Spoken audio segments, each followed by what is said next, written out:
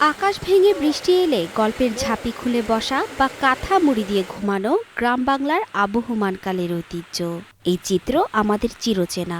এসব অভ্যাস মিশে আছে দেশের মানুষের মাঝে। তবে পূর্বের জনপদ বান্দরবানের চিত্রটি এমন নয়।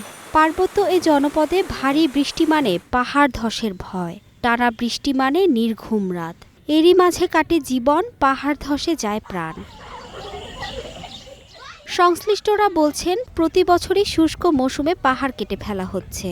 কেটে ফেলা সেই পাহাড়ের পাদদেশে নির্মাণ করা হচ্ছে নতুন নতুন বসতি। জীবনের চরম ঝুঁকি জেনেও জমির মূল্য সমতুলের তুলনায় কম হওয়ায় নিম্ন আয়ের মানুষ সেখানে বাস করছেন।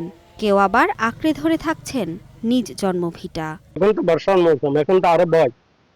তো করবো কি, রয়েছে নিজের জায়গা হিসেবে রয়েছে, ভয় লাগে। লাগলেও কি করব, বসে থাকি, জাগরণ থাকি।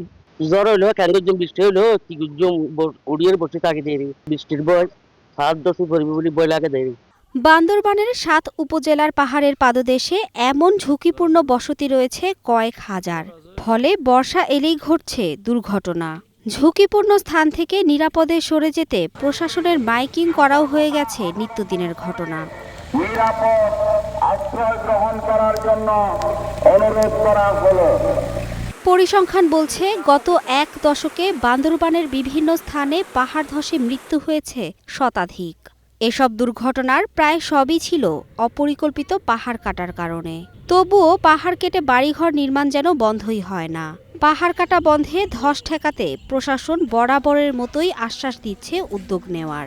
বিগত বন্যার সময়টি আমরা পর্যালোচনায় নিয়েছি। মূলত ওই সময় যেই জায়গাগুলো প্লাবিত হয়েছিল সেটি এবং যেই জায়গাগুলোতে মানে ভূমিধসের ঘটনা ঘটেছিল সেই জায়গাগুলো, প্লাস হচ্ছে পাহাড় কেটে স্থাপনা তৈরি যেখানে যেখানে হয়েছে সেইগুলোকে ফোকাস করে আমরা এগুলোর একটি তালিকা তৈরি করছি।